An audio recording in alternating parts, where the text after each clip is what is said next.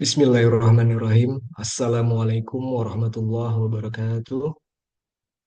Alhamdulillah wassalatu wassalamu ala Rasulillah wa ala alihi wa sahbihi wa man walah ma ba'd. Bapak dan Ibu sahabat Amira yang semoga senantiasa dirahmati Allah. Grup Umroh Tengah Ramadan 9 Maret 2025.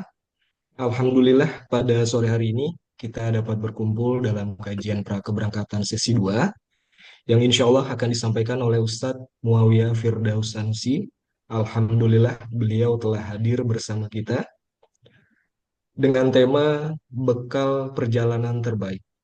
Kepada jamaah sekalian, silakan disimak hingga selesai dan selama kajian berlangsung, mohon untuk audionya dinonaktifkan. Insya Allah kajian berlangsung selama 30 menit ke depan. Baik, untuk mempersingkat waktu kepada Ustadz Muawiyah, kami persilakan.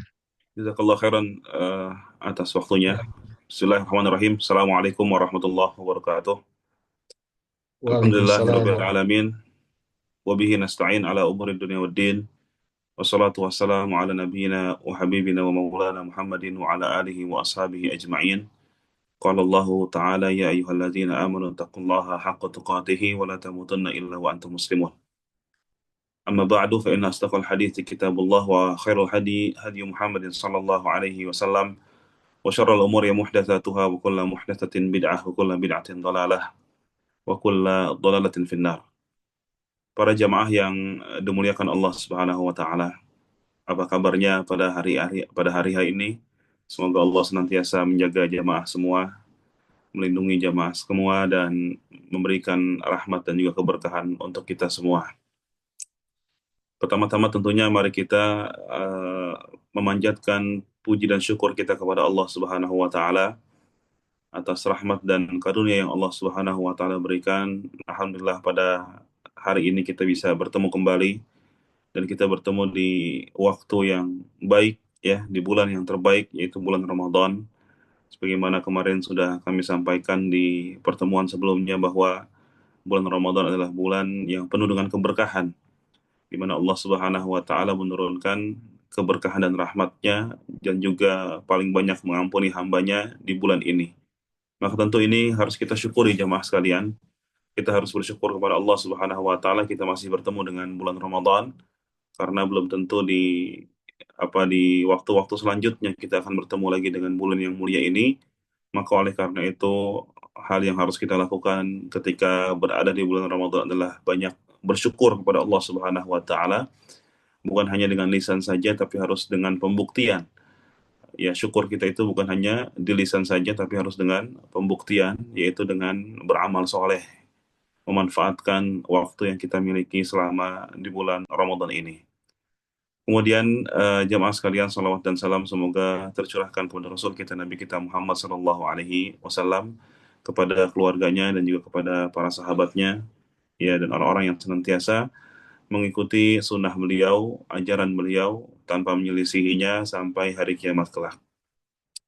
Jemaah sekalian yang dimuliakan Allah Subhanahu wa taala. Insya Allah tidak lama lagi kita akan melakukan sebuah perjalanan yang sangat penting, sebuah perjalanan yang sangat sakral, bukan perjalanan biasa, bukan hanya sekedar wisata, bukan hanya sekedar liburan saja, tapi perjalanan ini memiliki tujuan yang mulia. Perjalanan ini memiliki goals yang sangat didambakan oleh banyak kaum muslimin. Perjalanan ini penuh dengan rahmat, penuh dengan ampunan, penuh dengan keberkahan. Yaitu perjalanan umroh yang insya Allah akan kita laksanakan beberapa hari lagi, tanggal 9 Maret pagi hari, insya Allah kita akan melakukan perjalanan tersebut. Memulai perjalanan tersebut, langsung menuju kota Nabi Muhammad SAW. Kemudian tidak lama setelah itu kita akan melaksanakan ibadah yang besar, yaitu ibadah umroh. Ibadah umroh ini sama seperti ibadah-ibadah yang lainnya. Ibadah umroh ini tidak berbeda dengan ibadah-ibadah yang Allah Subhanahu wa taala telah wajibkan kepada kita. Memiliki keutamaan yang besar, iya. Umrah memiliki keutamaan yang sangat besar. Kemarin sudah kita sebutkan ketika kita melaksanakan manasik ya beberapa pekan yang lalu. Di antara keutamaannya adalah Allah Subhanahu wa taala akan menghapuskan dosa orang yang melaksanakan umrah, yang rutin melaksanakan umrah. Di antara keutamaan lainnya Allah Subhanahu wa taala akan menghilangkan kemiskinan dari orang-orang yang melaksanakan umroh. Di antara keutamaan umroh terutama di bulan ini yang insya Allah kita akan laksanakan ta'dil umrah, ta'dil haji ma'i. Kata Nabi SAW bahwa umroh di bulan Ramadan seperti berhaji bersamaku, kata Nabi SAW. Maka ini keutamaan yang besar. Ini adalah keutamaan yang sangat besar, dan ibadah umroh merupakan tujuan hidup kita. Sebagaimana ibadah-ibadah yang lain. Kita berusaha dengan melaksanakan umroh, berarti kita berusaha beribadah kepada Allah Subhanahu wa taala. Berarti kita berusaha untuk mendekatkan diri kita kepada Allah Subhanahu wa taala. Maka inilah tujuan hidup dari seorang manusia. Sebagaimana Allah Subhanahu wa taala tegaskan, "Wa ma khalaqtul jinna wal insa illa liya'budun." Tidaklah kami ciptakan golongan jin dan manusia kecuali untuk beribadah kepada Allah Subhanahu wa taala, untuk mencari ridhonya Allah Subhanahu wa taala. Sama seperti kita melaksanakan umroh. Di antara tujuan besar kita melaksanakan umroh adalah agar kita ini dekat dengan Allah Subhanahu wa taala. Agar kita ini menjadi orang-orang yang dikatakan sebagai orang yang beribadah kepada Allah Subhanahu wa taala dan memiliki pahala di sisi Allah Subhanahu wa taala setelah melaksanakan ibadah umrah. Maka yang perlu kita ingatkan jemaah sekalian, ini akan sering kita ingatkan terus terkait dengan ibadah umrah ini, yaitu yang pertama adalah bagaimana agar umrah kita diterima oleh Allah Subhanahu wa taala, bagaimana agar kita mendapatkan pahala dan ampunan dari Allah Subhanahu wa taala, yaitu bekal yang pertama yang harus kita miliki sebelum kita melaksanakan umrah adalah menjaga niat kita. Ya, kita harus memiliki niat yang baik, kita harus memiliki niat yang betul-betul murni karena Allah Subhanahu wa taala untuk melaksanakan ibadah umrah besok. Karena Allah Subhanahu wa taala memerintahkan kita untuk beribadah kepadanya, ya, dengan kondisi ikhlas, dengan memaksudkan niat kita, hati kita hanya untuk Allah Subhanahu wa taala. Inilah bekal yang harus kita miliki. Niat yang bagus, hati yang baik, hati yang murni untuk Allah Subhanahu wa taala merupakan bekal yang harus kita miliki sebelum kita melaksanakan umrah. Begitu juga ketika kita sedang melaksanakan ritual umrah, ketika kita sedang melaksanakan safar, dan juga ketika kita sudah pulang dari melaksanakan umrah tersebut. Kita harus punya bekal yang namanya ikhlas. Ini sangat penting, jamaah yang dimuliakan Allah Subhanahu wa taala. Kenapa? Karena seseorang itu akan mendapatkan sesuatu sesuai dengan apa yang dia niatkan. Sebagaimana dengan hadis yang masyhur yang kita sudah hafal bersama, Nabi SAW bersabda dalam hadisnya, "Innamal a'malu binniyat." Sesungguhnya setiap amalan itu tergantung niatnya.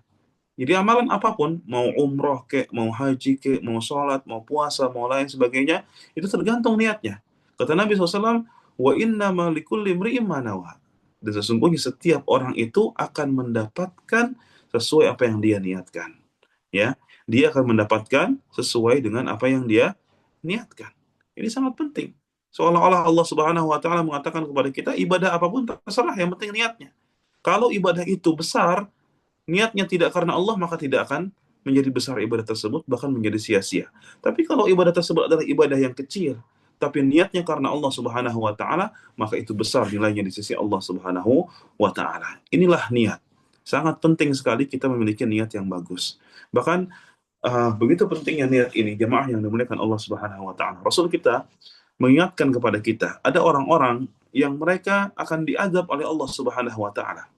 Akan diputuskan perkaranya oleh Allah Subhanahu wa taala lebih dulu daripada Firaun, lebih dulu daripada Qarun sebelum dimasukkan mereka ke dalam neraka.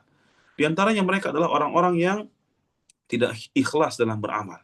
Bahkan seluruhnya tiga golongan ini adalah tiga golongan yang mereka tidak ikhlas dalam beramal. Mereka adalah orang yang memiliki ilmu, menyampaikan ilmu, tapi dia tidak ikhlas dalam menyampaikan ilmu tersebut.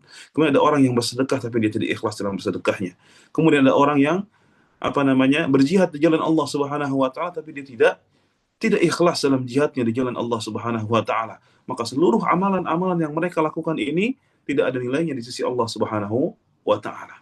Bahkan semuanya itu justru menjerumuskan mereka tiga golongan tersebut ke dalam neraka jahanam, bahkan mereka akan dimasukkan ke dalam neraka sebelum Qarun, sebelum Firaun, sebelum Haman dan lain sebagainya. Sebelum Abu Jahal, mereka akan diputuskan perkaranya terlebih dahulu oleh Allah Subhanahu wa taala. Inilah pentingnya ikhlas. Pentingnya niat yang baik, ketika kita ingin melaksanakan sebuah ibadah, maka ini harus kita miliki jamaah yang dimuliakan Allah Subhanahu wa taala. Kemudian bagaimana caranya agar kita menjaga keikhlasan tersebut? Di antara caranya adalah menjauhi hal-hal yang dapat merusak keikhlasan kita. Menjauhi hal-hal yang dapat merusak hati kita. Di antaranya adalah memamerkan ibadah yang kita miliki kepada orang lain. Ini akan merusak ibadah kita. Jangan, nggak usah deh sampai orang lain harus tahu kita sedang melaksanakan umrah. Nggak usah orang lain harus tahu kita sedang melaksanakan tawaf. Kita harus semua orang harus tahu kita sedang melaksanakan sa'i. Semua orang harus tahu, seolah-olah semua dunia harus tahu kita sedang melaksanakan ibadah sholat Jumat di Masjid Nabawi misalkan. Tidak perlu seperti itu. Karena itu bukan hanya merusak ibadah kita, tapi juga akan menjadikan kita sebagai orang-orang yang melakukan dosa besar, yaitu dosa riya. Riya ini adalah dosa besar. Syirik. Dosa syirik kepada Allah Subhanahu wa taala adalah dosa yang paling besar. Termasuk syirik kecil, yaitu riya, merupakan dosa di antara dosa yang besar. Oleh karena itu jamaah yang dimuliakan Allah Subhanahu wa taala, jangan sampai biaya yang kita keluarkan, ya, tenaga yang kita salurkan, waktu yang kita curahkan, itu semuanya tidak ada nilainya di sisi Allah Subhanahu wa taala. Bahkan kita hanya mendapatkan rasa lelah saja dalam perjalanan kita karena niat kita tidak benar ketika kita ingin melaksanakan ibadah umroh. Inilah bekal pertama yang harus kita miliki. Niat yang baik, niat yang murni, ditunjukkan segala sesuatu ibadah ini hanya karena Allah Subhanahu wa taala. Kemudian jamaah yang dimuliakan Allah Subhanahu wa taala, bekal yang kedua yang harus kita miliki sebelum kita melakukan perjalanan religi kita, perjalanan sakral kita, tentunya kita harus memiliki ilmu. Kita harus memiliki dasar, kita harus memiliki ilmu sebelum kita melakukan amal soleh. Tidak mungkin seseorang bisa tahu tata cara ibadah yang benar kecuali dia belajar terlebih dahulu ilmunya. Dia mempelajari terlebih dahulu bagaimana tata cara salatnya Nabi Shallallahu Alaihi Wasallam. Kalau dia ingin mendapatkan pahala salat yang sempurna, kalau dia ingin mendapatkan pahala puasa yang banyak, dia ingin mendapatkan pahala apalagi umroh, maka dia harus eh, ibadahnya tersebut harus benar. Bagaimana cara tahunya ibadah itu benar atau salah? Maka harus dia berilmu terlebih dahulu, mempelajari ilmu terlebih dahulu. Bahkan Imam Al-Bukhari menyebutkan dalam kitabnya, saking pentingnya bab ini, beliau membuat bab khusus, yaitu bab al-ilmu qabla al-qawli wal amal. Ilmu harus dimiliki seseorang sebelum dia berbicara, sebelum dia beramal.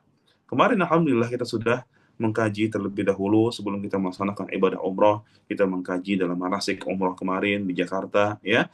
Kita mengkaji bagaimana tata cara umrohnya Nabi Shallallahu Alaihi Wasallam. Maka hal ini harus diulang-ulang Bapak Ibu. Jamaah yang dimuliakan Allah Subhanahu wa taala, ilmu yang sudah kita kaji kemarin silahkan diulang kembali. Ada rekamannya di Instagramnya Namira, kemudian ada PDF yang dibagikan oleh tim Namira tentang bagaimana, atau buku yang dibagikan oleh tim Namira bagaimana tata cara ibadah yang sesuai dengan ajaran Nabi Shallallahu Alaihi Wasallam. Kenapa? Karena kalau kita tidak berilmu terlebih dahulu, kita tidak benar dalam beribadahnya, tidak sesuai dengan apa yang dicontohkan oleh Nabi kita Muhammad Shallallahu Alaihi Wasallam, maka ibadah kita tidak diterima oleh Allah Subhanahu Wa Taala. Sebagaimana tadi bekal yang pertama ikhlas, bekal yang kedua ini juga sangat penting, yaitu ilmu.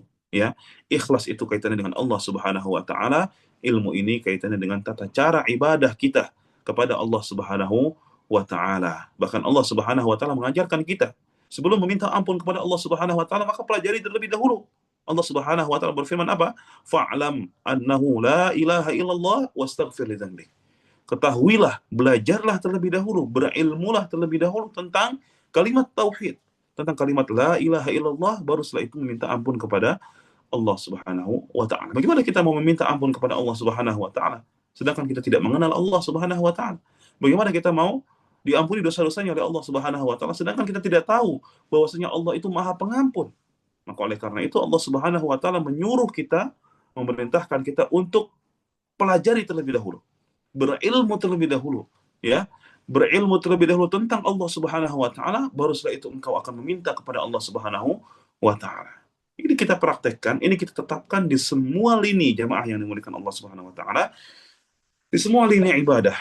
Ya, istighfar itu ibadah kepada Allah Subhanahu wa taala. Meminta ampun itu adalah ibadah kepada Allah Subhanahu wa taala. Maka di dalam semua ibadah yang tujuannya adalah untuk mendekatkan diri kita kepada Allah Subhanahu wa taala, harus kita memiliki ilmunya terlebih dahulu.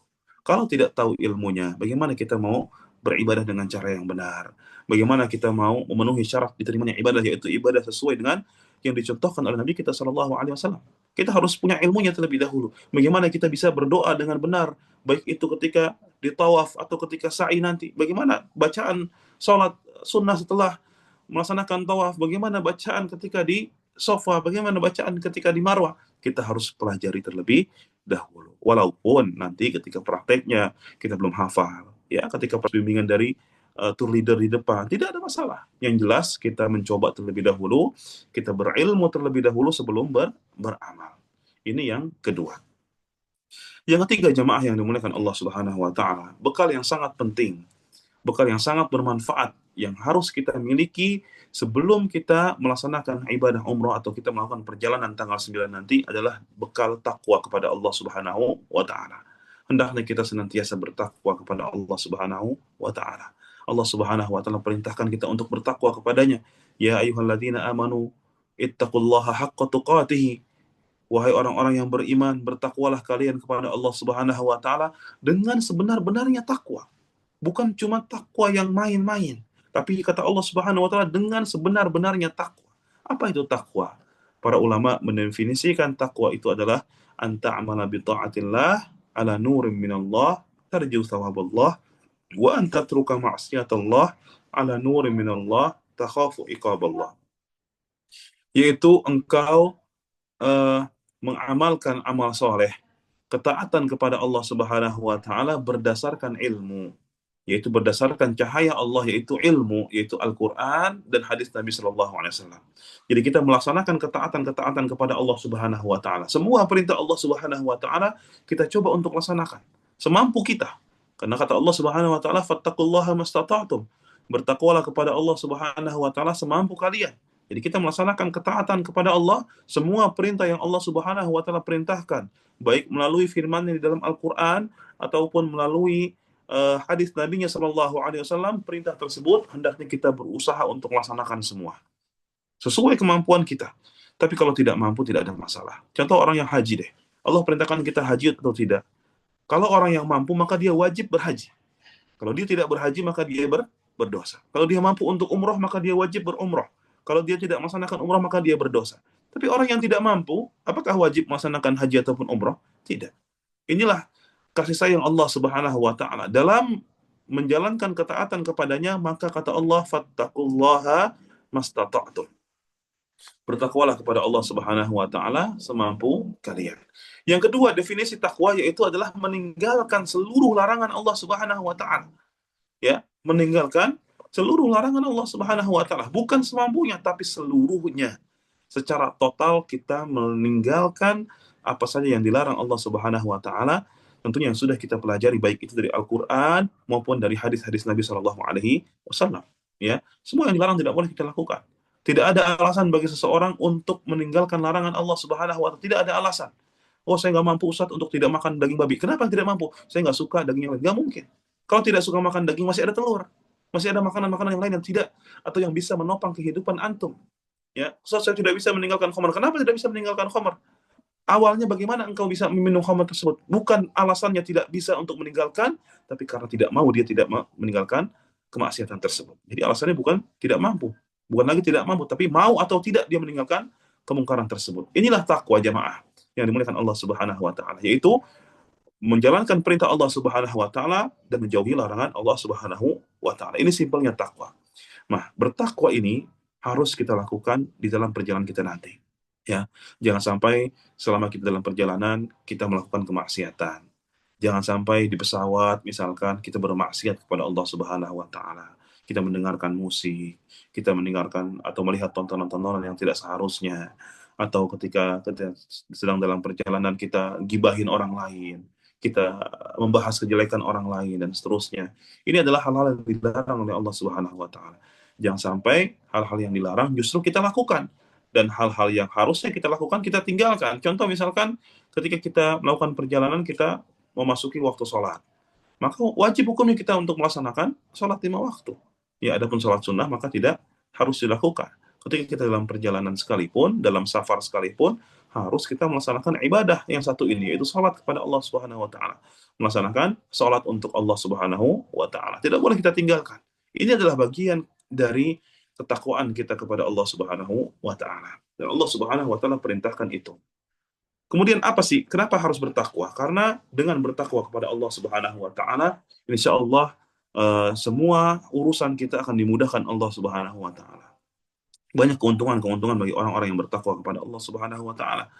Apalagi bagi kita yang ingin melaksanakan perjalanan yang panjang, ingin melaksanakan safar, ingin melaksanakan ibadah yang eh, berat untuk dilaksanakan. Tentu kita butuh untuk dimudahkan Allah Subhanahu wa taala. Salah satu caranya adalah dengan bertakwa kepada Allah Subhanahu wa taala. Sebagaimana Allah Subhanahu wa taala berfirman, "Wa may yattaqillaha yaj'al lahu makhraja wa yarzuqhu min haitsu la yahtasib. Wa may yattaqillaha yaj'al lahu min amrihi yusra." Lihat keutamaan dari orang-orang yang bertakwa. Orang yang bertakwa, kata Allah Subhanahu wa taala, Allah akan berikan kepada dia jalan keluar. Jalan keluar dari apa? Dari kesulitan yang ia hadapi. Kalau dalam perjalanan kita nanti, kita tour leadernya bertakwa, ustadznya bertakwa, jamaahnya bertakwa. Kalau dia mendapati suatu masalah dalam perjalanan tersebut, insya Allah akan ada jalan keluarnya. Insya Allah Allah akan berikan jalan keluar. Wa man yattaqillaha yaj'al lahu min amri yusra. Barang siapa yang bertakwa kepada Allah Subhanahu wa taala, Allah akan jadikan urusannya menjadi mudah. Ya. Urusan apa yang akan kita hadapi nanti? Banyak urusan Bapak Ibu yang dimuliakan Allah Subhanahu wa taala. Urusan hotel, urusan bis, kendaraan, urusan di pesawat, urusan ketika melaksanakan umroh, urusan ini dan itu. Banyak sekali urusan yang akan kita hadapi nanti dalam perjalanan kita melaksanakan umroh tanggal 9 Maret besok. Maka urusan tersebut semuanya akan menjadi mudah kalau kita bertakwa kepada Allah Subhanahu wa taala. Makanya ini sangat penting. Inilah bekal yang sangat penting yang harus kita miliki. Bahkan Allah Subhanahu wa taala telah sebutkan hal tersebut. Wa tazawwadu, kata Allah. Berbekallah kalian. Berbekal, siapkan bekal untuk kehidupan dunia dan untuk kehidupan akhirat. Wa tazawwadu wa khairaz zadi taqwa.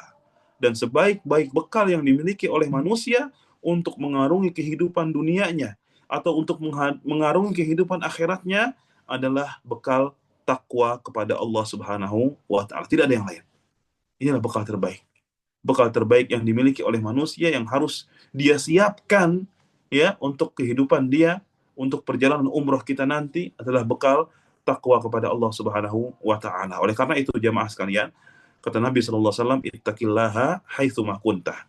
Bertakwalah kepada Allah Subhanahu wa taala dimanapun kalian berada.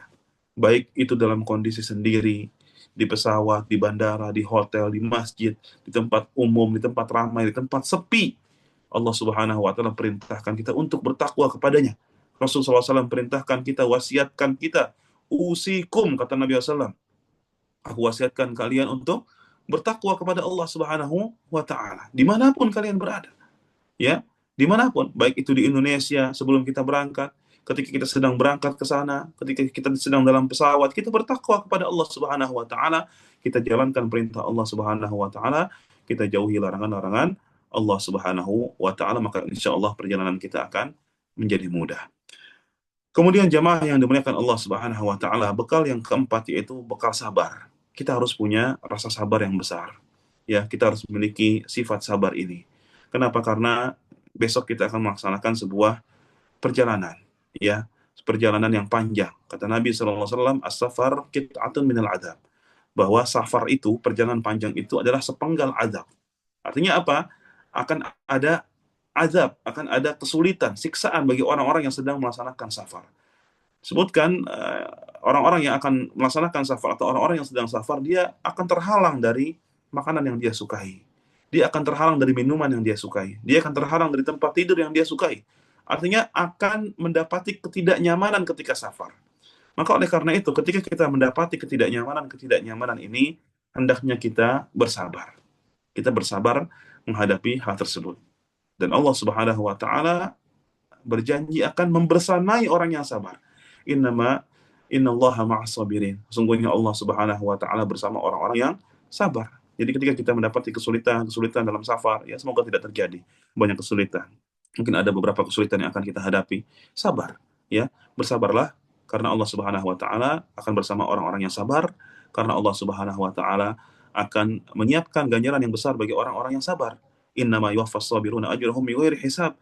Sesungguhnya Allah Subhanahu wa taala akan menyiapkan ganjaran yang tidak terhingga bagi orang-orang yang sabar dalam menghadapi ujian.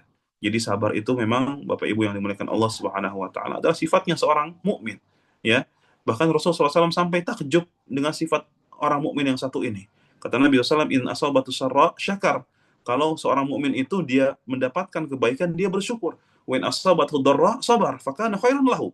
Kata Nabi SAW, kalau seorang mukmin itu mendapati kesulitan, ketidaknyamanan, maka dia bersabar. Maka kata Nabi SAW, fakana khairan lahu. Maka itu baik buat dia. Bagaimana tidak baik? Orang-orang yang sabar akan dibersamai oleh Allah Subhanahu wa taala. Bagaimana tidak baik? Orang-orang yang sabar akan mendapatkan ganjaran yang besar di sisi Allah Subhanahu wa taala. Oleh karena itu, jamaah yang dimuliakan Allah Subhanahu wa taala, besok kita akan melaksanakan safar. Tadi sudah saya sampaikan, safar itu adalah sepenggal dari azab. Orang-orang akan yang sedang safar akan mendapatkan ujian dari Allah Subhanahu wa taala. Belum lagi kita di bulan Ramadan, bulan yang penuh dengan berkah, bulan yang penuh yang didamba-dambakan oleh setiap orang yang beriman untuk melaksanakan umrah di bulan tersebut karena keutamaannya. Pasti tentunya kemungkinan besar insya Allah ya di sana akan kita dapati banyak kepadatan di sana dan di sini. Baik itu di Masjid Nabawi ataupun di Masjidil Haram. Banyak kesulitan-kesulitan yang mungkin mudah-mudahan Allah ringankan kesulitan tersebut. Tapi ada saja kesulitan yang akan kita hadapi, maka oleh karena itu bersabarlah. Ya, bersabarlah karena Allah Subhanahu wa taala akan mengganjar dengan ganjaran yang besar bagi orang-orang yang sabar. Kemudian jamaah yang dimuliakan Allah Subhanahu wa taala, hal yang penting selanjutnya, yang kelima, yaitu bekal yang harus kita miliki sebelum kita melaksanakan ibadah umroh perjalanan kita nanti. Di antara cara agar kita dibunahkan oleh Allah Subhanahu wa taala, hendaknya kita senantiasa berhusnudzon, berbaik sangka kepada Allah Subhanahu wa taala, bukan sebaliknya, bukan berburuk sangka. Ada beberapa orang mungkin jamaah yang baru pertama kali melaksanakan ibadah umroh dan mendapatkan cerita-cerita yang kurang baik, ya, mendapatkan cerita-cerita yang menakutkan tentang tanah suci, nanti akan dibalas lah, nanti akan ini, akan itulah, akan padat dan seterusnya. Dan itu membuat pikiran kita menjadi tidak baik, ya. Kemudian akhirnya kita bersuuzon kepada Allah Subhanahu wa taala. Dan ingatlah dalam hadis qudsi Allah Subhanahu wa taala berfirman, ana inda dhanni abdi bi. Perhatikan jamaah yang dimuliakan Allah Subhanahu wa taala. Kata Allah Subhanahu wa taala, aku akan mengikuti persangkaan hambaku kepadaku, ya. Kata Nabi SAW dalam hadis qudsi ini, uh, in zanna khairan falahu wa in zanna syarran falahu. Kata Allah Subhanahu wa taala, kalau seorang hamba itu berprasangka baik, maka aku akan berikan kebaikan kepada dia. Ya, maka dia akan mendapatkan kebaikan tersebut. Wa in zanna syarran falahu. Begitu juga sebaliknya, kalau seorang hamba dia berprasangka buruk, maka aku akan berikan keburukan tersebut. Artinya jamaah yang dimuliakan Allah Subhanahu wa taala, dalam perjalanan safar kita nanti, kalau kita berprasangka baik kepada Allah Subhanahu wa taala dengan berpikiran, oh insya Allah nanti safar kita akan dimudahkan Allah Subhanahu wa taala. Oh insya Allah nanti perjalanannya akan dilancarkan oleh Allah Subhanahu wa taala. Insya Allah nanti umrohnya akan dimudahkan oleh Allah Subhanahu wa taala. Insya Allah tawafnya akan sepi, kemudian sa'inya akan lowong dan seterusnya. Kita terus berhusnuzon kepada Allah Subhanahu wa taala, berbaik sangka kepada Allah Subhanahu wa taala, maka Allah akan mengikuti persangkaan tersebut. Begitu juga sebaliknya. Kalau kita berprasangka buruk kepada Allah, sudah mindset kita sudah jelek, ya, pikiran kita sudah jelek, ya, kita sudah berpikiran buruk, wah besok saya akan dibalas nanti, saya akan ini, saya akan itu, saya akan mendapatkan kesulitan ini, saya akan mendapatkan kesulitan itu, akan datang kesulitan tersebut pada orang tersebut, ya. Kenapa? Karena Allah mengikuti persangkaan hambanya. Jangan berhusnuzon, jangan bersuuzon kepada Allah Subhanahu wa taala. Jangan berburuk sangka bahwa ibadah yang akan kita lakukan itu adalah ibadah yang sulit. Tidak, tidak ada yang sulit dalam beribadah. Kata Allah Subhanahu wa taala, "Wa ma ja'alnakum fid dini min haraj." Tidaklah kami jadikan dalam agama itu sedikit pun kesulitan, tidak ada. Allah akan jadikan semuanya mudah. Kalau kita mengikuti aturan yang ada, kalau kita mengikuti contoh yang ada yang diajarkan oleh Nabi SAW, kemudian kita berhusnuzon kepada Allah Subhanahu wa taala, maka semua ibadah itu akan kita jalankan dengan kemudahan, ya. Khususnya ibadah umroh yang akan kita laksanakan nanti. Kita harus berhusnuzon, berbaik sangka kepada Allah Subhanahu wa taala. Ya, ini di antara bekal yang cukup penting yang kadang dilupakan oleh kaum muslimin. Ya, kadang dilupakan oleh sebagian ustadz untuk disampaikan bahwa kita harus terus jaga hati kita, selain ikhlas, kita jaga pikiran kita untuk berbaik sangka, berpikiran positif kepada Allah Subhanahu wa taala, maka insya Allah perjalanan kita nanti akan dimudahkan oleh Allah Subhanahu wa taala. Yang terakhir, mohon maaf jika terlewat waktunya.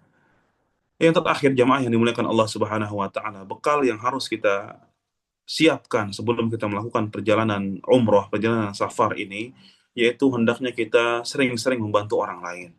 Ya, sering-seringlah membantu orang lain. Nabi SAW bersabda dalam hadis yang sahih yang diriwayatkan oleh Imam Muslim, "Man yassara ala mu'sirin, yassarallahu fid dunya wal akhirah." Barang siapa yang memudahkan seseorang yang sedang kesulitan.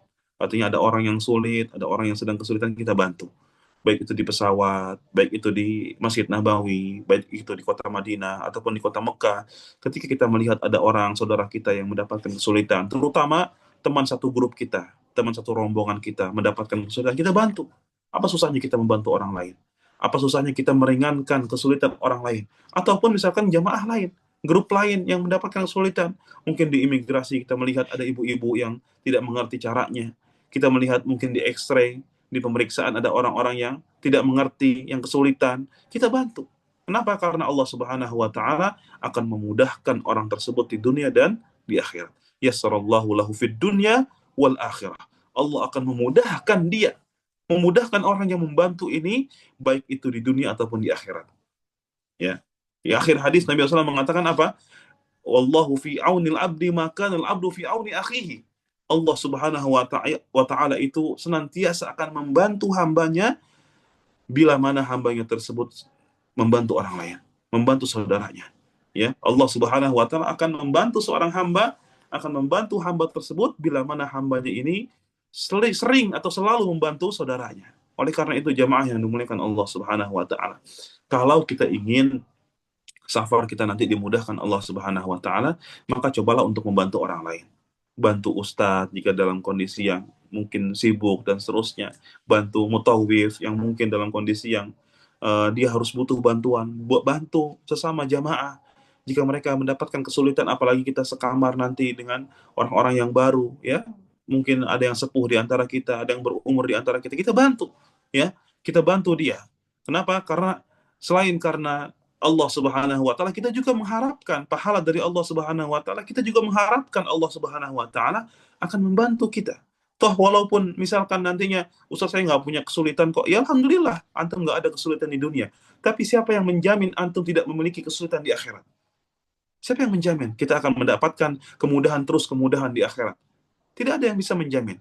Maka agar kita bisa dimudahkan oleh Allah Subhanahu wa taala urusannya di dunia dan juga urusan kita di akhirat nanti, maka kita mencoba untuk senantiasa membantu saudara-saudara kita walaupun kita baru kenal, ya. Bahkan walaupun kita tidak kenal. Selama kita tahu dia adalah seorang muslim, dia adalah saudara kita dan dia berhak untuk mendapatkan bantuan kita. Kita bantu dia, insya Allah Allah Subhanahu wa taala akan membantu kita, Allah Subhanahu wa taala akan meringankan urusan kita, Allah Subhanahu wa taala akan memudahkan perjalanan kita nanti. Inilah jamaah yang dimuliakan Allah Subhanahu wa taala, 6 bekal yang harus kita miliki, 6 bekal yang harus kita jaga, dan bekal-bekal ini insya Allah sangat bermanfaat untuk kita lakukan, dan insya Allah manfaatnya akan kita dapatkan ketika kita melaksanakan ibadah umroh nanti, ketika kita melakukan perjalanan yang panjang nanti, yaitu safar menuju ke Baitullahil Haram. Demikian Mas Eko yang dapat saya sampaikan, mudah-mudahan ada manfaatnya untuk diri Anda pribadi dan juga untuk jamaah sekalian. Barakallahu fikum. Saya kembalikan kepada beliau. Assalamualaikum warahmatullahi Barakallahu fiik. wabarakatuh. Jazakallah khairan Ustadz Mauya, sangat bermanfaat untuk kita semua. Alhamdulillah, demikian agenda kajian prakeberangkatan kali ini. Semoga ilmu yang telah disampaikan dapat bermanfaat untuk kita semua dan semoga perjalanan umroh Bapak dan Ibu sekalian dimudahkan dan diberkahi oleh Allah Subhanahu wa taala. Amin ya Amin. rabbal alamin. Sekali lagi jazakumullah khair kepada Ustadz dan jamaah Afwan, ada sekalian tambahan, yang Mas Afwan? sudah menyimak hingga akhir acara. Gimana Ustadz? Ada sedikit yang ingin Anda sampaikan. Boleh, Sedikit fadal aja, Ustadz. sedikit. Baik, mohon maaf dipotong, Mas Eko. Afwan Ustadz. Jamaah sekalian, kita insya Allah akan berangkat itu kalau tidak salah pagi ya. Pesawatnya itu Betul. pagi jam 7-an kalau tidak salah, dan berkumpul di apa namanya di bandara itu sekitar menjelang subuh. Ada Setengah empat. satu, betul ya Mas Eko ya? Betul, jam 3.30 Ustadz. Baik, ada satu pelajaran fikih yang harus kita ingatkan kepada jamaah sekalian, bahwa ketika seorang melakukan safar, maka tidak diwajibkan bagi dia untuk puasa. Tidak diwajibkan bagi dia untuk berpuasa. Dan besok pun sama, kita insya Allah akan melakukan safar. Jadi bagi jamaah yang tidak ingin berpuasa, maka dipersilahkan, tidak ada masalah untuk tidak berpuasa. Bagaimana Allah Subhanahu wa taala berfirman, "Wa in kuntum maridan aw ala safarin fa iddatun min ayyamin ukhra." Ya. Kalau kalian sedang sakit atau kalian sedang perjalanan panjang, maka kalian boleh mengganti puasa tersebut di hari-hari yang lain. Artinya tidak perlu dia, atau tidak mengapa dia tidak berpuasa di hari saat dia sedang safar. Begitu juga orang yang sedang sakit. Jadi ini pilihan buat jamaah semua. Silakan saja bagi jamaah yang tetap ingin melaksanakan puasa juga dipersilahkan. Nanti insya Allah berbukanya di kota Madinah. Tapi bagi jamaah yang rasa-rasanya tidak sanggup untuk berpuasa lebih lama, karena kemungkinan lebih lama, Mas Eko. Kemungkinan lebih lama Betul. karena kita mundur 4 jam gitu ya, mundur 4 jam dari waktu Indonesia. Dan kita, sebagaimana tadi saya sampaikan, safar itu akan ada ujian-ujian. Jadi bagi yang tidak merasa tidak eh, kemungkinan tidak kuat untuk berpuasa, silahkan berbuka. Dan saya pun insya Allah kemungkinan besar tidak berpuasa pada saat melakukan perjalanan safar dari Jakarta ke Madinah besok. Demikian. Wallahu a'lam bishawab. Barakallahu fikum. Baik. Insya Allah kita cukupkan Ustadz ya. Cukup, cukup. Baik. Baik, kita tutup dengan doa kafaratul majelis. Subhanakallahumma wa Subhanakallahumma wa bihamdika. bihamdika, asyhadu Asyhadu an an la la ilaha illa anta astaghfiruka wa atubu ilaik. Wassalamualaikum warahmatullahi wabarakatuh. Waalaikumsalam Jazakallah khairan Ustaz. warahmatullahi wabarakatuh. Wa iyyakum. Assalamualaikum. Salam warahmatullahi